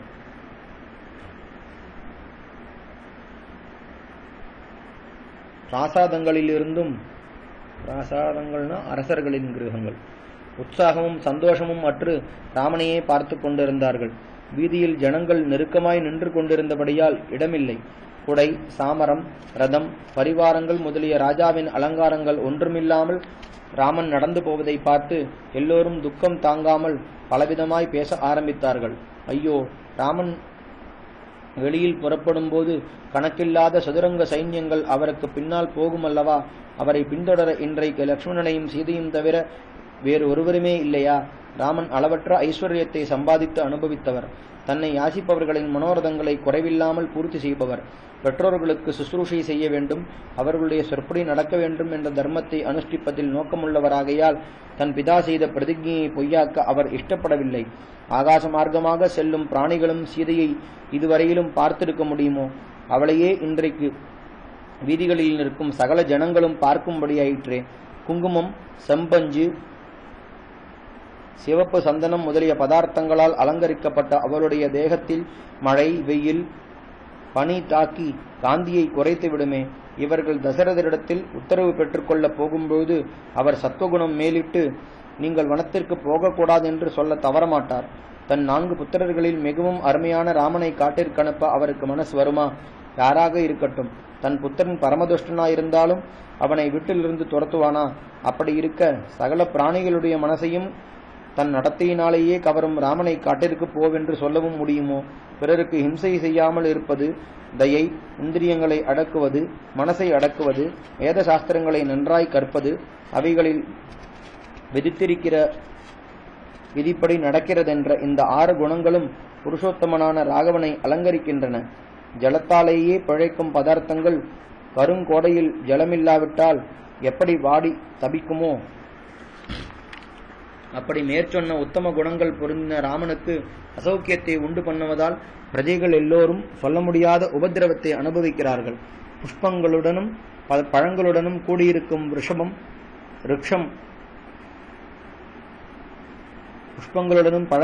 கூடியிருக்கும் விருட்சம் வேறறிந்து விட்டால் எப்படி பட்டு போகுமோ, அப்படி ஜெகநாதனான ராமனுக்குண்டாகும் உபதிரவத்தால் சகல ஜெகத்தும் பீடிக்கப்படுகிறது. மகா தேஜஸ்வியாகவும் தர்மஸ்வரூபியாகவும் இருக்கும் ராமன் சகல பிராணிகளுக்கும் வேரை போன்றவர். இதர ஜீவகோடிகள் புஷ்பங்களும் பழங்களும் இலைகளும் கிளைகளும் ஆவார்கள். ஆகையால் நாமும் பெண்டு பிள்ளைகள் பந்துக்களுடன் லக்ஷ்மணனைப் போல் ராமன் எங்கே போகிறாரோ அங்கே அவருடன் போவோம். நமது தோட்டங்களையும் வயல்களையும் கிரகங்களையும் விட்டு சுகதுக்கங்களை ஒரே விதமாய் அனுபவிக்கிற தர்மஸ்வரூபியான ராமனை பின்தொடர்வோம். நமது கிரகங்களில் புதைந்திருக்கும் தனங்களையும் அவைகளில் இருக்கும் தானியங்களிலும் ஆபரணங்களையும் ஆடு மாடுகளையும் நம்முடன் கொண்டு போவோம். அவைகள் கொஞ்சம் கொஞ்சமாய் இடிந்து விழுந்துவிடும். ஆசனங்கள் படுக்கை இல்லாமல் புழுதியால் மூடப்பட்டு எங்கே பார்த்தாலும் எலி வலைகளும் பாம்பு புற்றுகளும் நிறைந்திருக்கும். அவைகளிலுள்ள எலிகளும் பாம்புகளும் மாத்திரம் அங்கே சஞ்சரிக்கும். குப்பைகளை சுத்தம் செய்து புழுதி அடங்குவதற்காக ஜலம் தெளித்து வைப்பதற்கு யாரும் இருக்க மாட்டார்கள். ஹோமங்கள், ஜபங்கள், மந்திரங்கள், பலிகள், யாகங்கள் முதலிய வைதீக கிரியைகள் நடக்காது. அப்போதே கிரகதேவதைகள் அவ்விடம் விட்டு போகும் என்பதில் சந்தேகமில்லை. பஞ்சம், கொள்ளை நோய் முதலியவைகளால் தேசம் பீடிக்கப்படும். அப்போது தேசத்தில் ஜனங்கள் கலங்கி அலங்கோலமாய் வீடு வாசல்களை விட்டு இதர தேசங்களுக்கு ஓடிப்போவது போல் இந்நகரத்தில் எங்கே பார்த்தாலும் உடைந்த பாத்திரங்கள் சிதறி கிடக்கட்டும். இப்படிப்பட்ட வீடுகளால் நிறைந்த இந்த அயோத்தியா நகரத்தில் கைகேயி க்ஷேமமாய் ஆளட்டும். ராமன் எந்த வனத்தில் தங்குகிறாரோ அவ்விடம் நகரமாகும். நாம் கைவிட்டு போகும் இந்நகரம் வனமாகும். நாம் இருக்கும் வனங்கள் துஷ்ட மிருகங்கள் குகைகளை விட்டு ஓடிப்போகும். மலை தாழ்வலைகளில் இருக்கும் மிருகங்களும் பட்சிகளும் நம்மை கண்டு பயந்து அங்கே தங்காது. சிம்மங்களும் யானைகளும் நாம் இருக்கும் காட்டிலேயே இராது. அவை நாம் போகும் காட்டை விட்டு நாம் முன்னிலிருந்த நகரத்திற்கு வரட்டும். புல்லை தின்று ஜீவிக்கும் புலி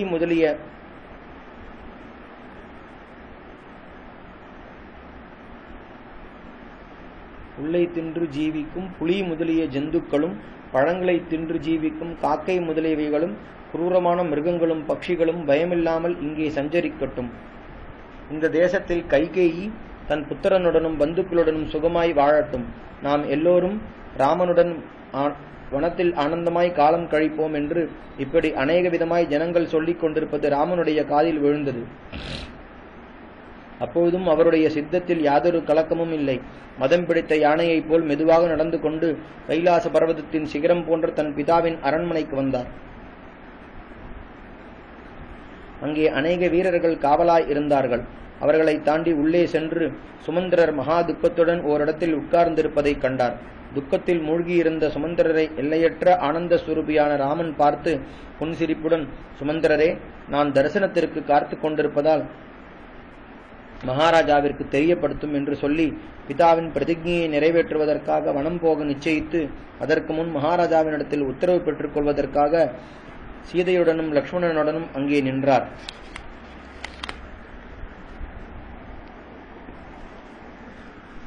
வால்மீகி ராமாயணம் அயோத்தியா காண்டம் சர்க்கம் 34. ராமன் தசரதரிடத்தில் உத்தரவு கேட்டது. சகல விகாரமும் அற்றவராகவும் தாமரை இதழ்கள் போன்ற கண்களையும் நீருண்ட மேகம் போன்ற தேக காந்தியையும் சிறுத்தை இடையையும் உடைய ராமனால் சுமந்திரர் இப்படி சொல்லி அனுப்பப்பட்டு தசரதர் இருக்கும் அந்த புறத்தில் நுழைந்து மகாராஜாவை கண்டார். சக்கரவர்த்தியோ துக்கத்தை சகிக்க முடியாமல் பெருமூச்சு விட்டு கொண்டு கலங்கின மனசுள்ளவராய் ராமனையே எப்போதும் நினைத்துக் கொண்டிருந்தார். சுமந்திரரோ மகா புத்திமான். ஆனாலும் ராமனுக்கு நேர்ந்த கஷ்டத்தால் இந்திரிய சுவாதீனமற்று கைகூப்பி முதலில் ஜெய விஜயீபவா என்று பூஜித்து பிறகு இவ்வளவு துக்கத்துடன் இருக்கிறவர் என்ன சொல்வாரோ என்று பயந்தார். அதனால் தழுதழுத்த குரலுடன், சுவாமி, தங்களுடைய பிரியமான புத்திரன் ராமன் இதோ வாசலில் வந்து தங்களை தரிசிக்க காத்து கொண்டிருக்கிறார். அந்த புருஷ சிரேஷ்டர் பிராமணர்களுக்கும் தன்னை அடுத்தவர்களுக்கும் தன் ஐஸ்வர்யம் முழுவதையும் தானம் செய்துவிட்டு தன் மித்திரர்களிடத்தில் உத்தரவு பெற்றுக்கொண்டு வனத்திற்கு போவதற்கு முன் தங்களை தரிசிக்க வந்திருக்கிறார். அவர் தங்களை பார்க்கும்படி அனுமதி கொடுக்க வேண்டும். சூரியன் கிரணங்களால் சூழப்பட்டிருப்பது போல் சகல உத்தம ராஜகுணங்களாலும் அலங்கரிக்கப்பட்ட அந்த பராக்கிரமசாலி இப்போது வனத்திற்கு போகப் போகிறார். தாங்கள் அவரை பார்க்க வேண்டும் என்று தெரிவித்தார். தசரதர் சுபாவத்திலேயே தர்மாத்மா. அவருடைய ஹிருதயம் சமுத்திரத்தை போல கம்பீரமானது. ஆகாசம் சுத்தமான இடங்களிலும் அசுத்தமான இடங்களிலும் சஞ்சரித்தாலும் அவைகளின் தோஷம் எப்படி அதை அணுகாதோ அப்படி லோக விஷயங்களில் கலந்திருந்தும் ஒன்றிலும் பற்றில்லாதவர். அதே சமயத்தில் தான் செய்த பிரதிஜையை தவறக்கூடாதென்ற தர்மத்தை அனுசரித்து, சுமந்திரா, இங்கே இருக்கும் என் பாரியைகளை சீக்கிரமாக வரும்படி சொல். அவர்களால் சூழப்பட்டவனாய் தர்மத்திலே நாடின மனசுள்ள என் குழந்தையை நான் பார்க்க விரும்புகிறேன் என்று ஆக்ஞாபித்தார். உடனே சுமந்திரர் அந்த புறத்திற்குள் சென்று சக்கரவர்த்தியின் பாரியைகளை நோக்கி, சக்கரவர்த்தி தங்களை வரும்படி உத்தரவு செய்திருக்கிறார், சீக்கிரமாய் வரவேண்டும் என்று தெரிவித்தார். அப்படியே தசரதருடைய 350 பாரியைகளும் ராமன் வனத்திற்கு போகிறார் என்ற துக்கத்தால் கண்கள் கலங்கி கௌசல்யை முன்னிட்டு கொண்டு தங்கள் பர்த்தா இருக்கும் இடத்தில் வந்தார்கள். தன் பாரியைகள் அனைவரும் வந்திருப்பதை பார்த்து தசரதர், சுமந்திரா, குழந்தையை அழைத்து வா என்றார். உடனே சுமந்திரர் வெளியில் இருக்கும் ராமலட்சுமணர்களையும் சீதையையும் அரசன் இருக்கும் இடத்திற்கு அழைத்து போனார். அப்போது தசரதர் தன் குழந்தை கைகூப்பி வணக்கத்துடன் வருவதை தூரத்திலேயே கண்டு திடீரென்று தாவி எதிர்கொண்டு ஆலிங்கனம் செய்ய போனார். அவருடைய பாரியைகளும் சோகத்தால் வாடின முகங்களுடன் அவரை பின்தொடர்ந்தார்கள். கண்ணீர் கண்களை மறைக்க ராமன் இருக்கும் இடம் வரையில் போக முடியாமல் கொஞ்ச தூரத்திலேயே கீழே விழுந்து மூர்ச்சை அடைந்து விட்டார். உடனே ராமலட்சுமணர்கள் வேகமாய் தாவி பிடித்தார்கள். தங்கள் பர்த்தா துக்கத்தால் பிரக்ஞையற்றிருப்பதை கண்டு ராஜஸ்திரீகள் ஹா ஹா என்று ராமாவென்று கதறி தலையிலும் மார்பிலும் அடித்துக் கொண்டார்கள். அவர்களுடைய அழுகை குரலும் பூஷணங்களின் துவனியும் கலந்து காதிற்கு மிகவும் வெறுப்பாய் இருந்தது. ராமலட்சுமணர்கள் சீதையுடன் சக்கரவர்த்தியை கைகளால் தழுவி தாங்கி படுக்கையில் உட்கார்வித்தார்கள். பிறகு ஒரு முகூர்த்த நேரத்தில் தசரதருக்கு பிரக்ஞை வர ராமன் கைகூப்பி மிகவும் வணக்கமாய் துக்க சமுத்திரத்தில் தத்தளித்துக் கொண்டிருக்கும் பிதாவை பார்த்து, மகாராஜா, தாங்கள் எங்களுக்கு ஈஸ்வரன். நான் தண்டகாரண்யத்திற்கு போக சித்தமாயிருக்கிறேன்.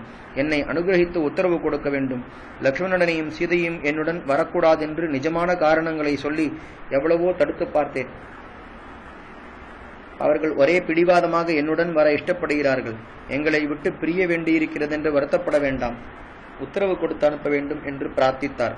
அப்போது தசரதர் பயங்கரமான வனத்திற்கு போக தனக்கு உத்தரவு கொடுக்கும்படி கொஞ்சம் கூட வருத்தப்படாமல் பிரார்த்திக்கும் ராமச்சந்திரமூர்த்தியை பார்த்து, ராமா, நான் கைகேயிக்கு கொடுத்த வரங்களை கொண்டு அவளால் வஞ்சிக்கப்பட்டேன்.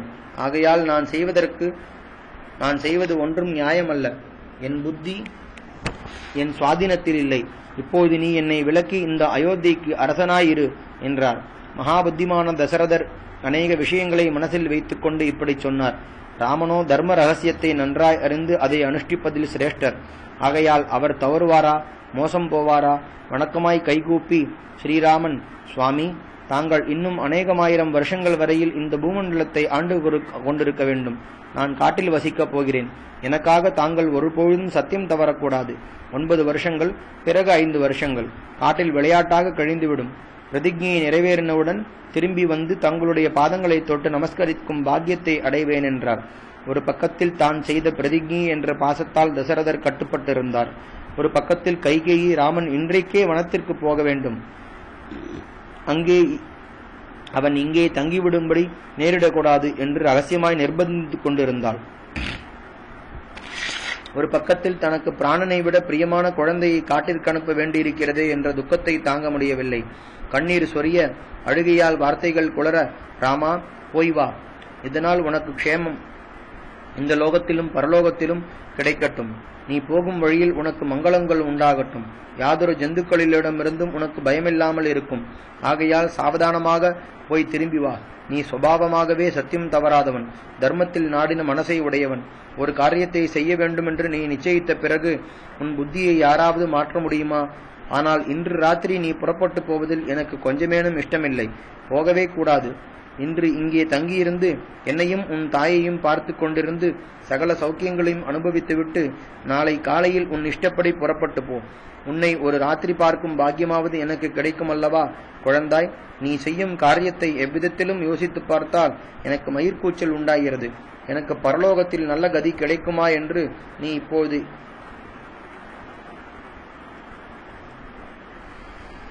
எனக்கு பரலோகத்தில் நல்ல கதி கிடைக்க வேண்டும் என்று நீ இப்பொழுது இந்த லோகத்தில் சுவாதீனமாக அனுபவிக்கும் சகல சுகங்களையும் விட்டு மனுஷ்ய சஞ்சாரமில்லாத காட்டிற்கு போக துணிந்தாயே.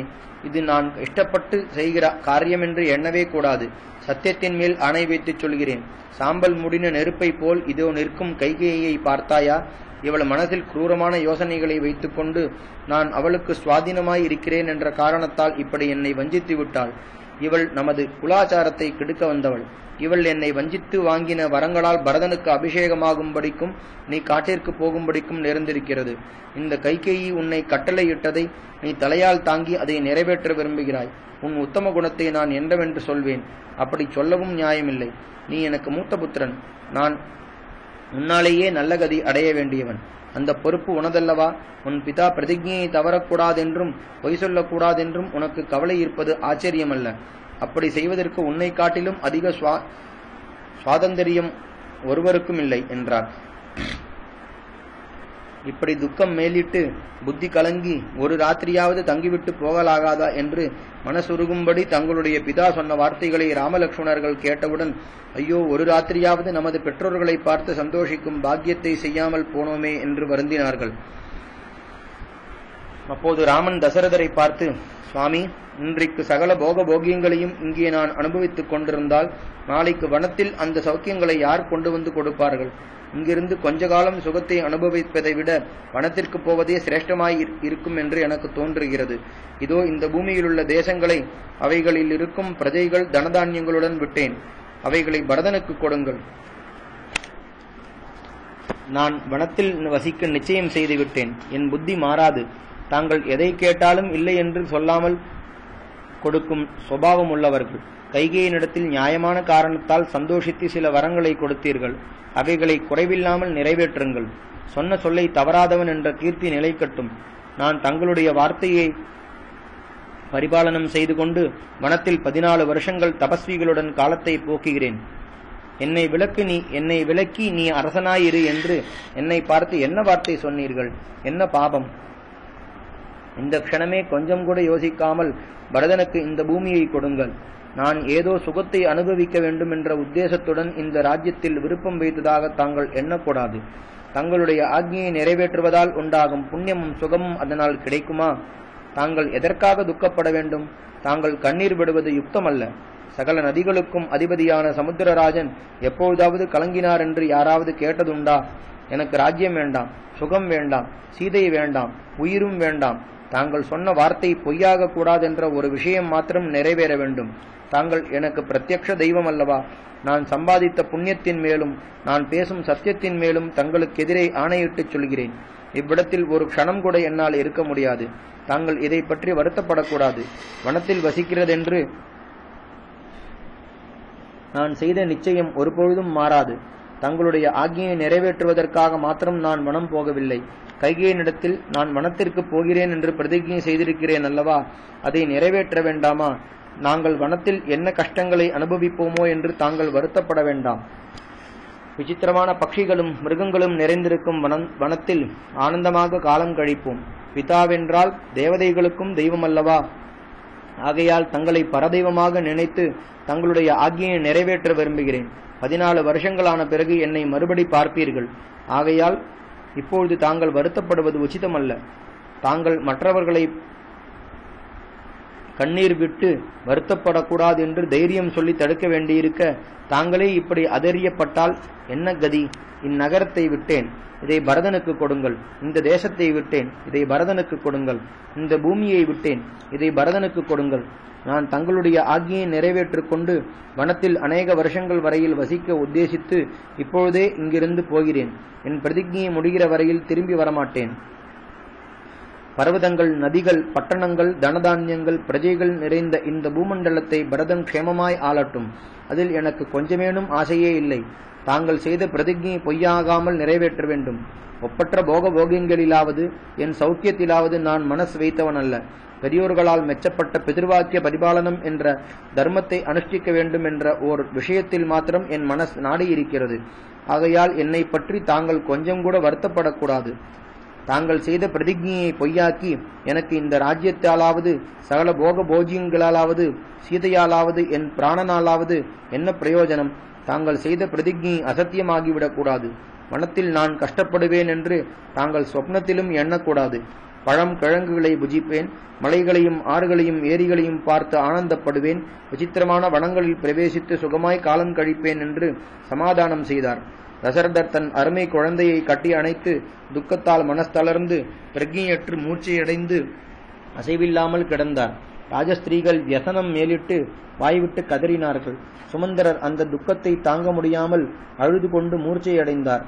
அந்த புறத்தில் எங்கே பார்த்தாலும் ஹா ஹா ஐயோ ஐயோ என்ற சப்தங்களை தவிர வேறொன்றுமே கேட்கப்படவில்லை. ஆனால் கல்நஞ்சையுடைய அந்த கைகேயி மாத்திரம் வருத்தப்பட இல்லை. அவளுடைய முகத்தில் சந்தோஷம் பிரகாசித்தது.